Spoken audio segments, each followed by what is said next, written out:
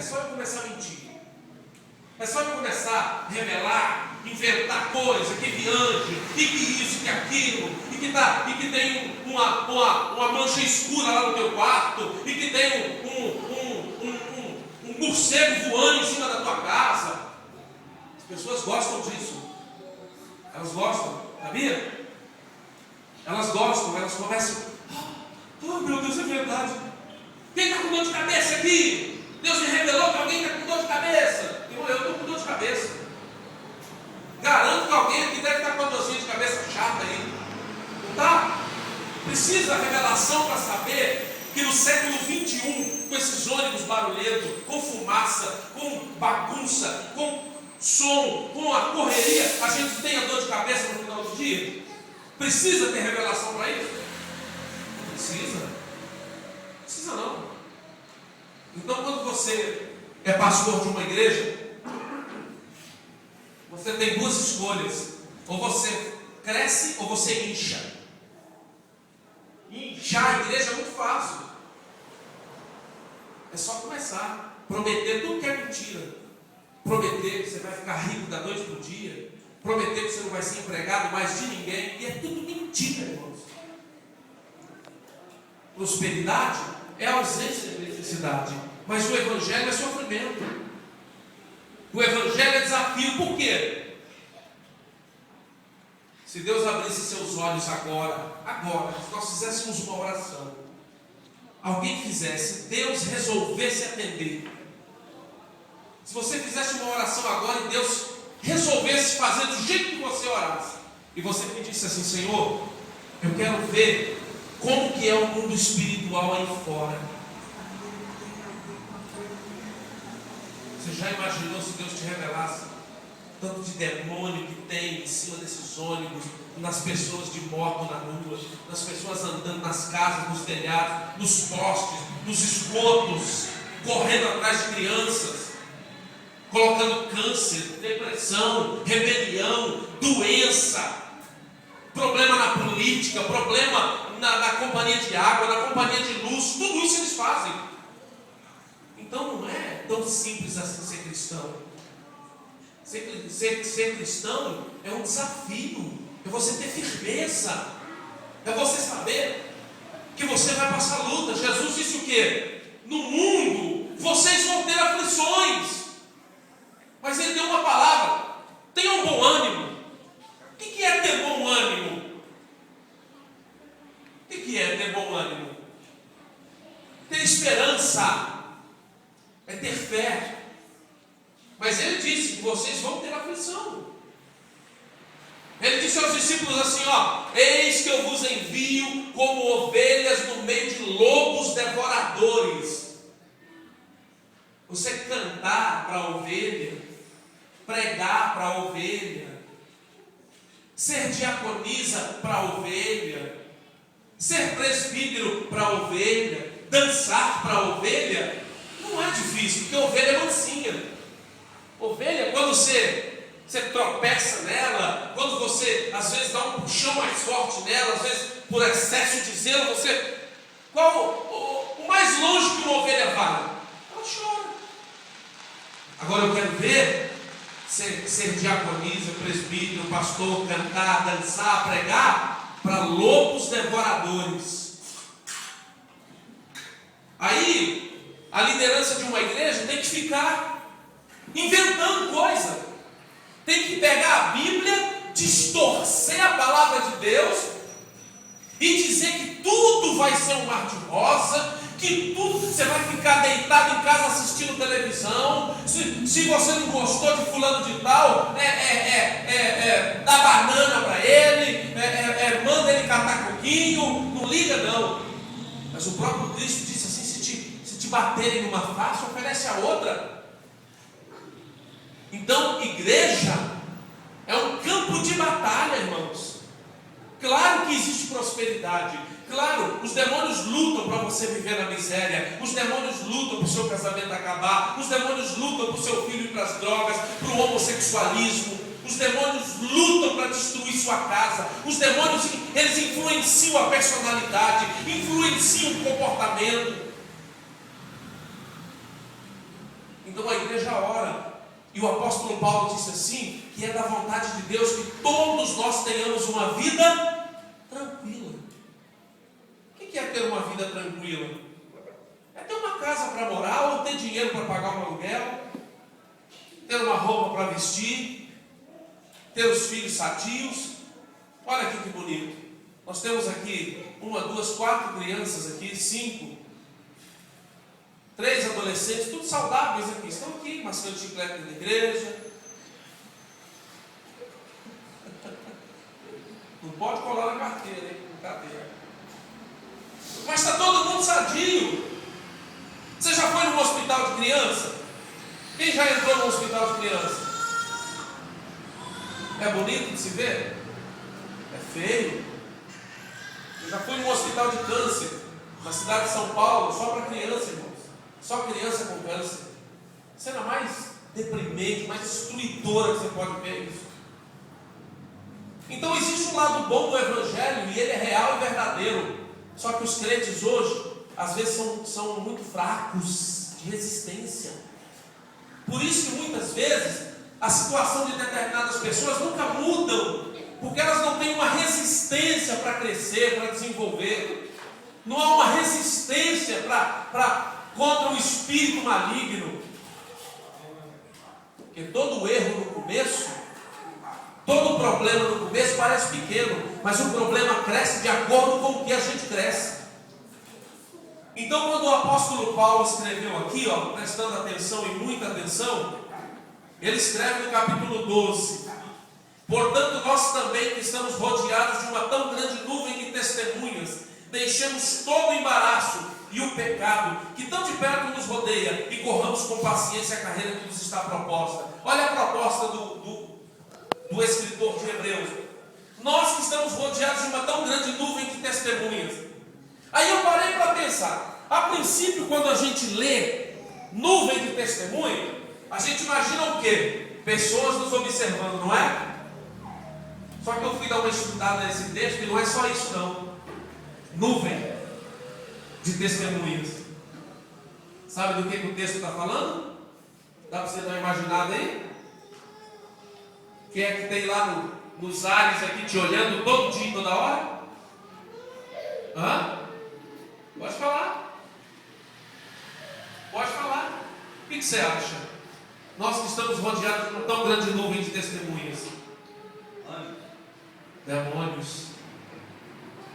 Demônios observando.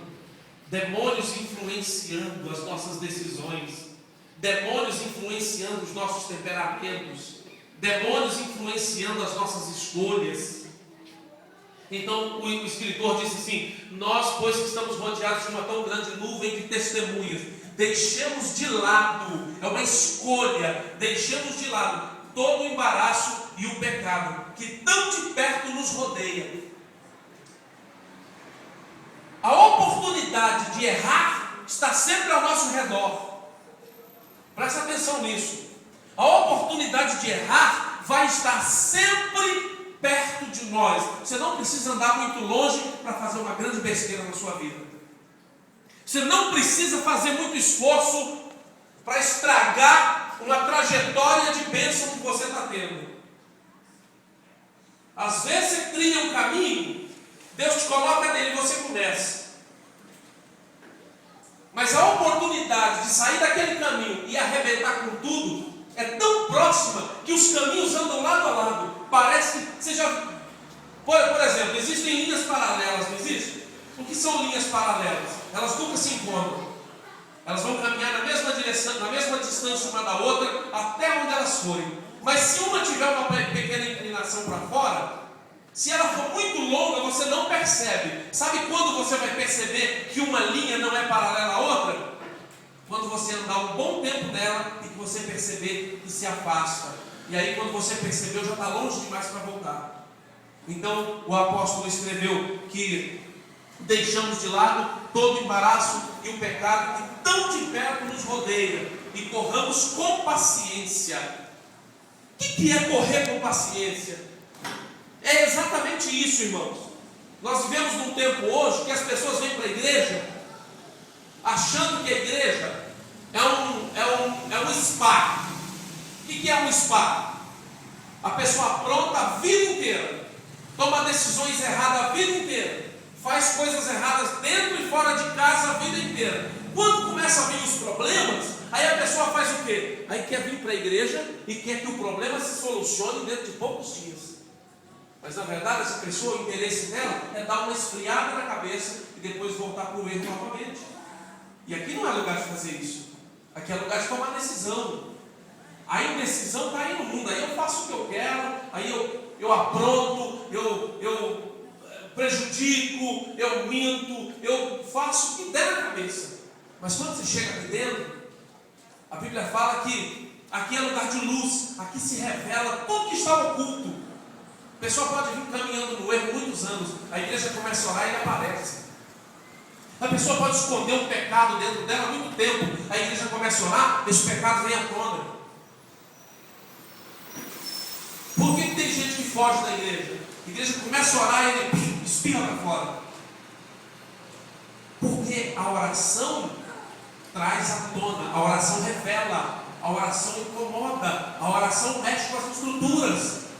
Quando a minha tendência é espiritual, a Bíblia fala que o sofrimento, segundo o mundo, opera para a morte.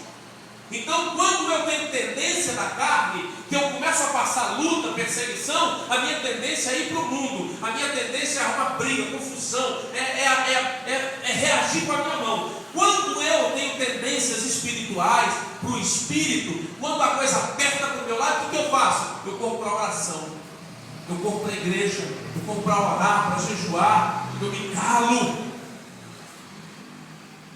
Porque existe uma nuvem de testemunhas influenciando a nossa escolha. Os demônios tentam influenciar a sua escolha. Se o demônio te convencer de uma mentira e enfiar na sua cabeça, na sua idade que você tem, você vai andar muitos anos errando, sofrendo, e as pessoas vão dizer assim: Lorena. As pessoas vão dizer assim: Lorena, está errado, Lorena. Não está errado, Lorena, esse camarada vai te matar, Lorena. E a Lorena diz assim: eu não aceito ninguém falar comigo. Por quê? Porque a nuvem de testemunhos influenciou a cabeça dela. Então não aceita, não ouve, não concorda. Eu quero, é do jeito que eu quero, é do jeito que eu acho. Por isso que tem que estar, mesmo na idade de vocês, tem que estar prestando atenção na palavra e meditando nela. E se você aprender nessa idade, quando você estiver na minha idade, você já está muito melhor do que eu. Você não vai precisar passar coisas que eu passei, que a Kelly passou, que outros passaram. Então o apóstolo Paulo diz assim: nós estamos rodeados de uma nuvem de nuvem de testemunhas, deixando de lado o embaraço e o pecado que tão de perto nos rodeia, e corramos com paciência. O que é correr com paciência? É ter calma. É ter calma, irmão. Correr com paciência, parece que é um paradoxo aqui, né?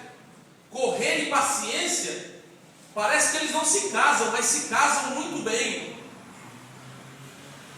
Todos aqueles corredores que estão numa pista de corrida para correr, todos eles foram preparados psicológica e fisicamente. E por que só um ganha?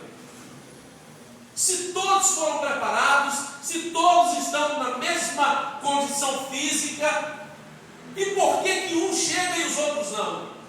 Se são homens com duas pernas, os mesmos músculos, os mesmos pés, os mesmos braços, a altura praticamente a mesma, o treinamento praticamente é o mesmo, mas um consegue correr mais e o outro não consegue. Porque correr com paciência é correr com inteligência. Quando vem uma luta, quando vem um desafio sobre a sua vida, você não deve fazer como uma pessoa que está morrendo afogada. Há muitos anos atrás eu estava na cidade de Porto de Galinhas, no estado do Pernambuco, Recife, e eu não conhecia o mar lá. Eu nado, não nado tão bem, mas eu nado. A uma determinada distância eu nado. Eu entrei na água e fui nadando. A corrente me levou para o fundo, a uma distância tão longe da margem, e o vento que estava me levando para uma arrebentação, num lugar longe de tudo, E eu vi que eu ia morrer. E eu comecei a tentar socorro para alguém me ouvir, mas eu estava tão longe do vento que ninguém me ouviu. E eu pensei comigo, eu vou morrer. Eu vou morrer. E aí eu afundei. Quando eu afundei, eu prendi a respiração. E por um instante na minha cabeça me veio assim: vou respirar, vou puxar água para dentro e morrer. Não tem outra saída. E aí eu prendi o fôlego, o organismo lutando para não morrer. Voltei à tona novamente. E eu não tinha mais força de nadar, não tinha mais força para nada. E eu comecei a entrar em pânico. Só que quando eu entrei em pânico, a voz do Senhor falou assim para mim: tenha calma. Se você perder o controle, você morre. Tenha paciência. Como é que é ter paciência numa hora que está tudo dando errado? Como é que é ter paciência numa hora que tem um leão correndo atrás de você? Às vezes não é a velocidade que vai te salvar. Às vezes é a inteligência que vai te salvar.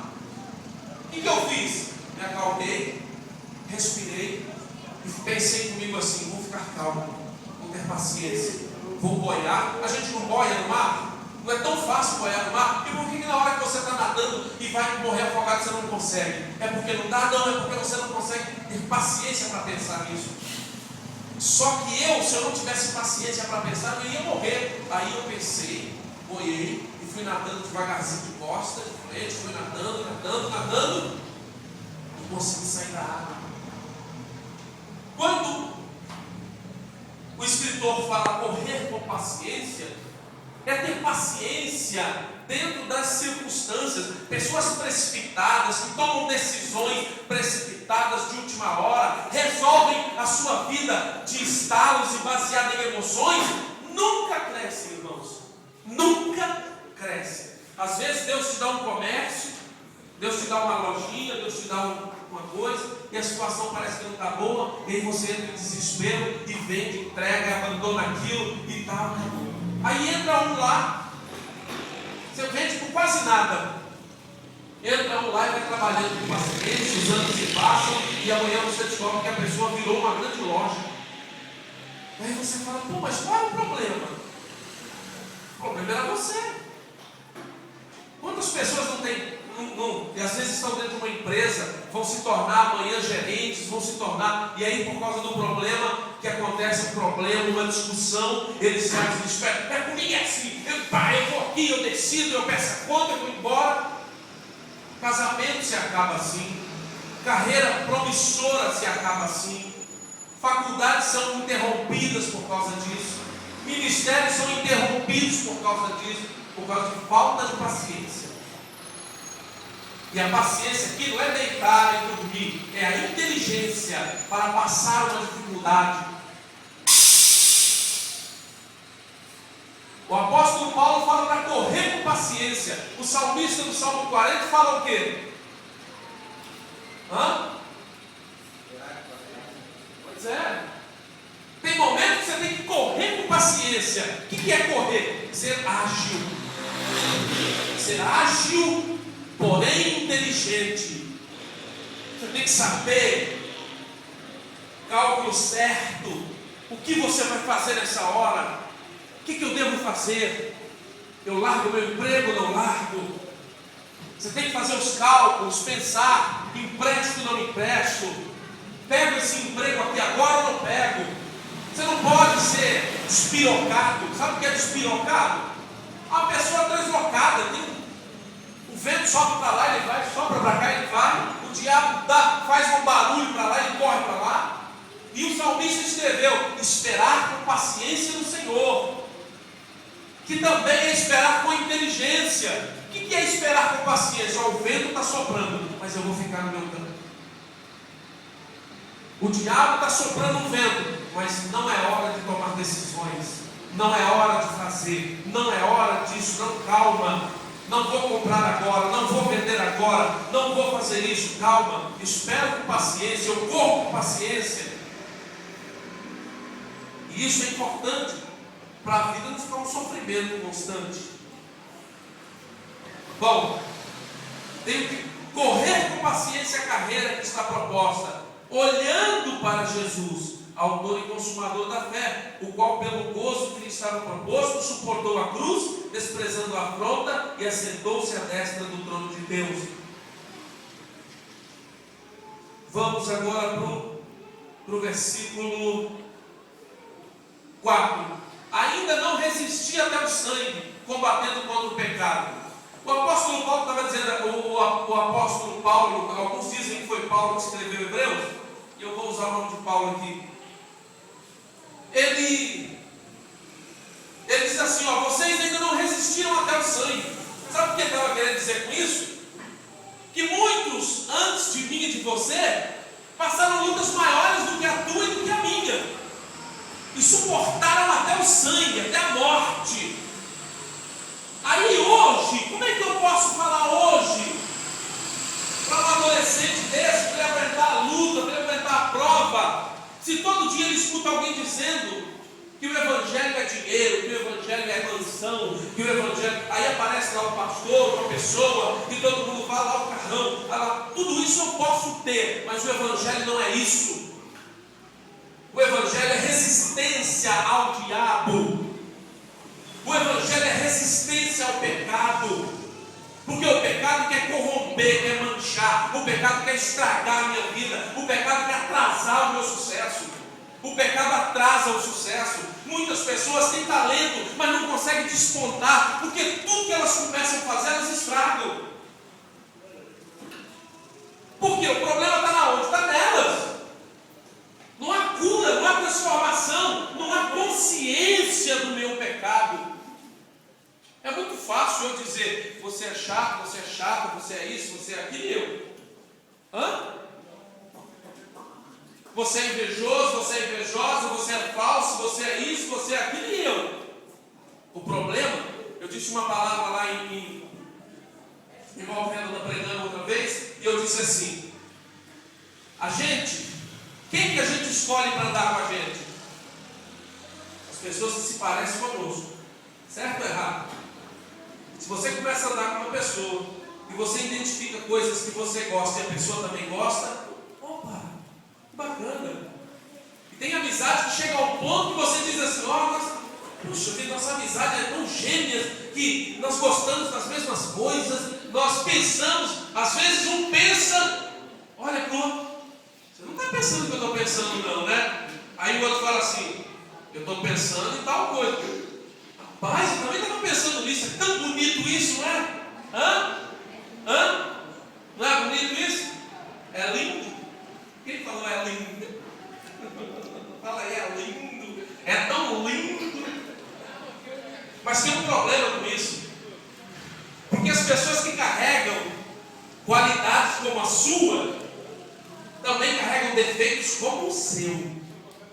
Então, quando aquela pessoa se tornar uma invejosa, e você descobrir, eu não imaginava que fulano era assim, é porque ele tinha dentro dela também o mesmo que você tinha. As pessoas que nos aproximam, que nós elegemos para estar conosco, porque se parecem conosco, nós temos que tomar cuidado, porque elas podem se parecer não só nas coisas boas, mas podem se parecer nas coisas ruins.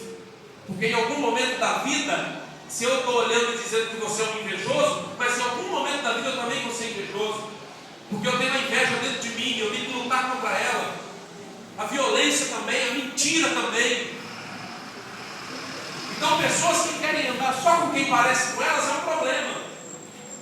Porque elas procuram só ser agradadas, nunca querem ser confrontadas. Então se eu ando com você e você se parece comigo, todo tempo você vai estar me elogiando. É muito bom andar com quem parece com a gente, porque aí não tem críticos, não tem crítica.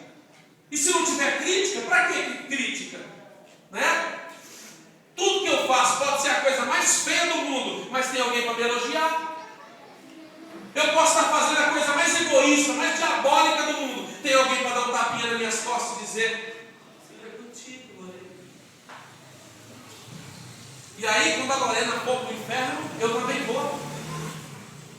Então é muito importante nós andarmos também com quem não é parecido conosco, porque eles são o nosso equilíbrio, menina.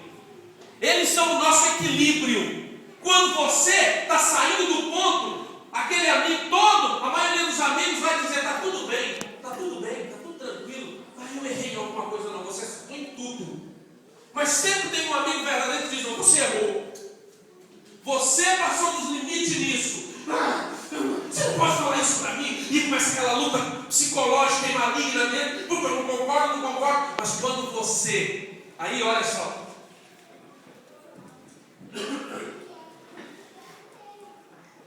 Hebreus 12, 11. Olha aqui o que eu estou dizendo.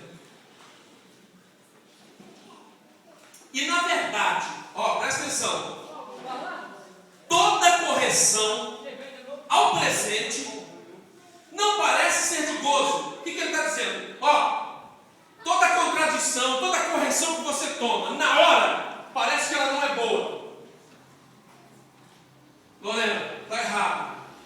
A Lorena fica chateada, outro dia desse, a Lorena estava com o pezinho na cadeira, eu disse, Lorena, tira o pé. Ela tirou. Está aqui na igreja ainda. Se ela não fosse curada, se ela não fosse uma menina de Deus, sabe o que ele ia dizer? Não pode. Aquele menino bate o pé, passou chato, eu não venho mais nessa igreja.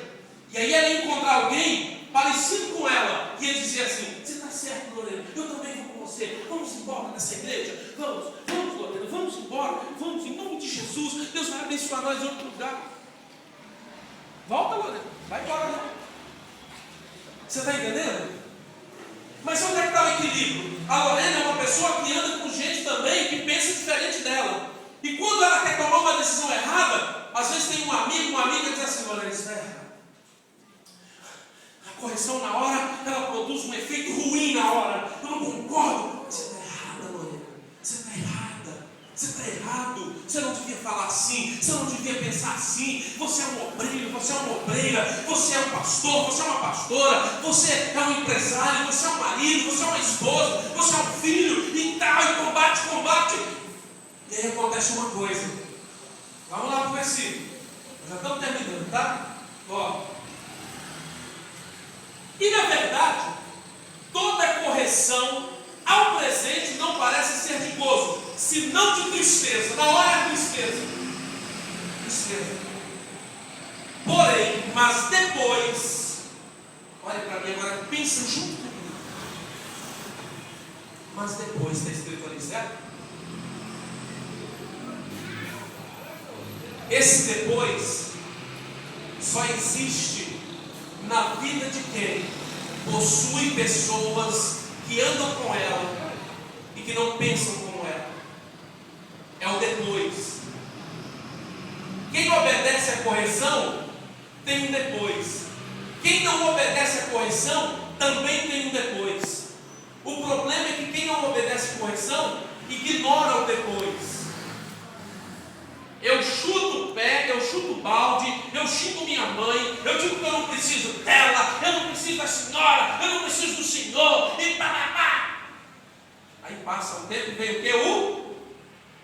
Depois. Fala alto. Aí vem o depois, e aí o trem aperta, e aí eu corro para todo lado e não acho saída. Só tem um caminho para mim, qual que é? Às vezes eu tenho que voltar em quem eu esnobei, em quem eu chutei, quem eu pisei, quem eu caluniei. Eu tenho que voltar atrás e dizer, você me ajuda, você me perdoa. E quando eu faço isso com uma pessoa boa, ela diz, não, está tudo bem, te perdoo, está na mesa, vamos junto, tal. E quando eu faço isso com uma pessoa igual a mim, que também tem dificuldade com perdão, e aí, Carlos Henrique? Aí é a hora da pessoa dizer assim, eu não te perdoo. Você me machucou, você me feriu, você me caluniou, você me desprezou, eu não te perdoo. Porra! Não é difícil isso? Só que tem uma coisa, se existe o depois para quem desobedece, existe o depois também para quem obedece. E o depois está aqui, Mas depois produz um fruto pacífico de justiça nos exercitados por ela. O que é um fruto pacífico de justiça? Quem aqui já foi injustiçado alguma vez? Ou já sentiu um pouquinho de injustiça em alguma situação da vida? Todo mundo, está vendo? Todo mundo. Eu não vou perguntar quando foi, nem quem foi. Mas você já sentiu uma injustiça? E aquilo é terrível, não é? Injustiça é bom? Tem um gosto bom? A gente dorme bem com a injustiça? A gente come bem depois que foi injustiçado? A gente deita na cama e relaxa depois que alguém fez uma injustiça com a gente? Hã? Só que a Bíblia fala que quando você exercita a correção, você aceita o exercício dela. Eu não gosto de ser corrigido, mas me corrigiu, então eu vou exercitar. Não, realmente, eu também sou invejoso, eu também sou linguarudo, eu também cometo injustiça, eu sou uma pessoa que eu não sou fácil, então está errado. Eu tenho que aprender e eu vou calar minha boca. Eu não vou fazer assim, não posso. Eu não posso cuspir no prato que eu comi. Eu não posso caluniar tal pessoa. Não vou fazer isso. Não vou, porque eu também sou. Eu às vezes eu sou difícil. Às vezes não, quase sempre. Eu também minto. Nossa, como eu minto. Às vezes eu não minto aqui, mas eu já menti na padaria. Eu já menti no INPS. Eu já menti no banco. A outra vez eu tive que mentir no telefone. Meu Deus, eu sou igual ao fulano de tal. Misericórdia, Senhor. Então eu vou exercitar agora. E a Bíblia fala que quando eu exercito, ela produz um fruto pacífico de justiça. E o que é um fruto de justiça? O fruto de justiça é quando Deus te honra. Porque você se calou, você entendeu o quão carente da misericórdia de Deus você é. Aí o Senhor vai te honrar.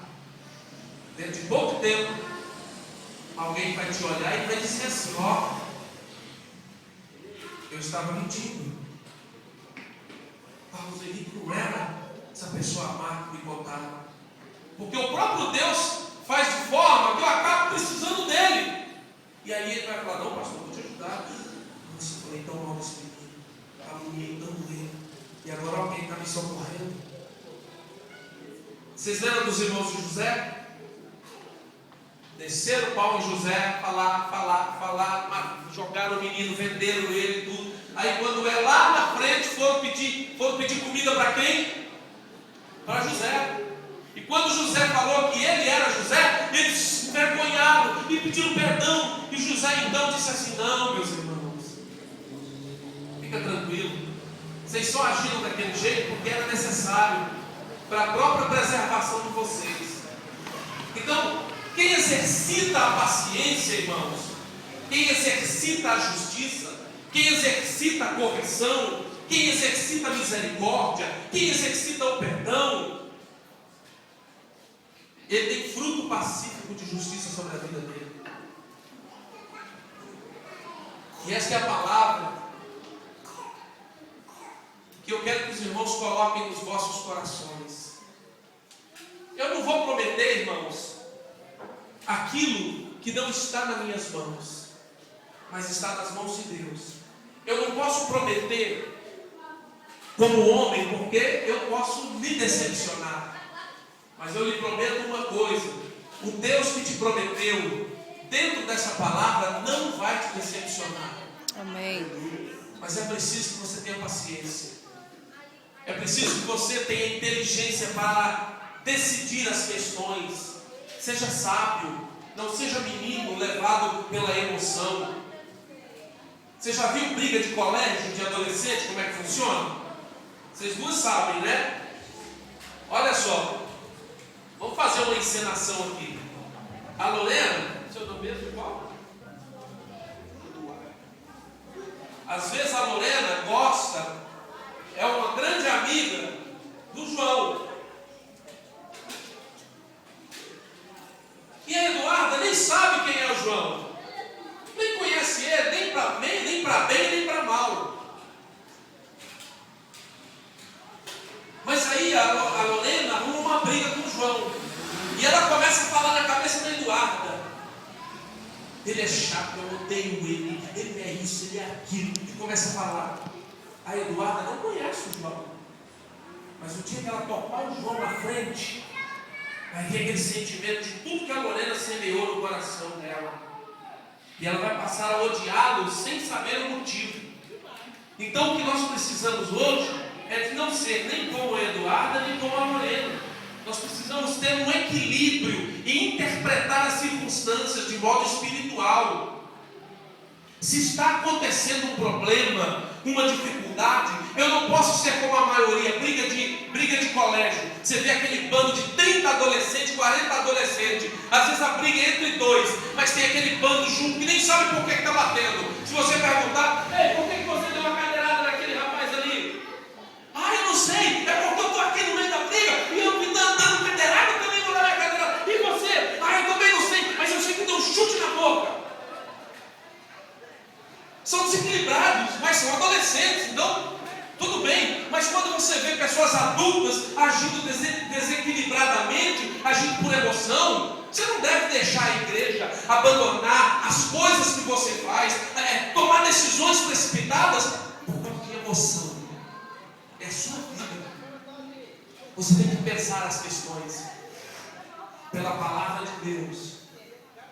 Se você encontrar pecado e injustiça, saia de perto. Se houver pecado e injustiça na igreja Novo Tempo, vai embora, corra daqui. Mas se você, pela palavra de Deus, identificar que aqui tem Deus, tem verdade, tem justiça, seja inteligente, fique. Se você encontrar uma pessoa que te faz mal, que te manipula pela emoção, te manipula pelo pecado, te manipula pela injustiça, meça pela palavra de Deus e tome a decisão. Não faça como os adolescentes de escola, senão amanhã alguém vai perguntar assim: e aí fulano, por que você deixou a igreja? Por que você parou de cantar? Ah, eu não sei, estava uma bagunça lá, todo mundo largando, e eu também larguei. Não é assim que faz. Amém? Amém. Fique de pé, por favor, em nome de Jesus. Equilíbrio. Equilíbrio. Equilíbrio. Pessoas desequilibradas são um desastre em qualquer lugar que você colocar elas. Um casal desequilibrado nunca prospera. Não estou falando de tempo, não. Estou falando de maturidade, não de idade. Pessoas desequilibradas só andam endividadas, só andam em agonia, só andam em desespero, só andam em guerra. A guerra deles é contra tudo, uma hora é contra a igreja, uma hora é contra o vizinho, uma hora é contra o parente. Por favor, irmão, não seja desequilibrado.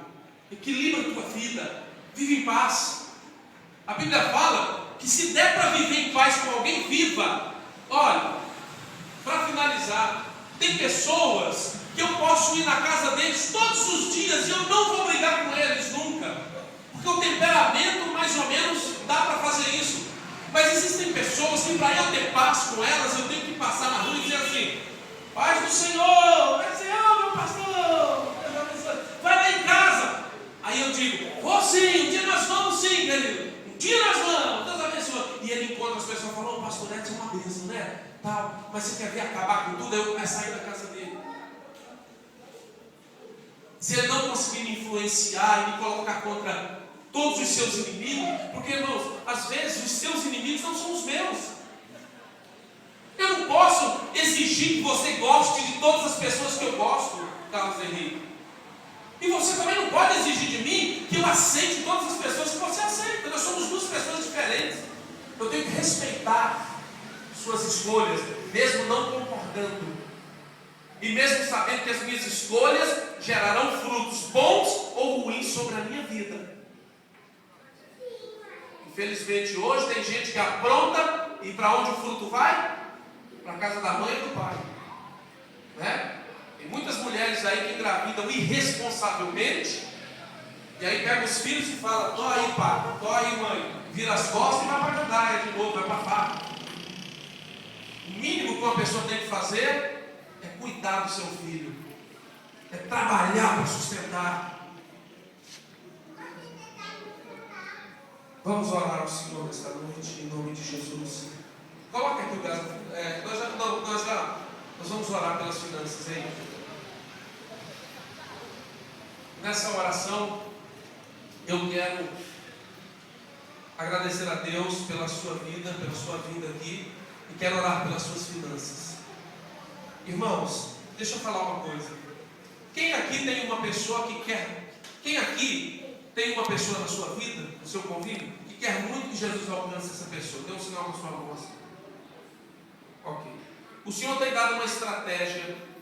Lembra quando nós fizemos na igreja do Avivamento aquele mural dos envelopes para orar intercessão pelas vidas?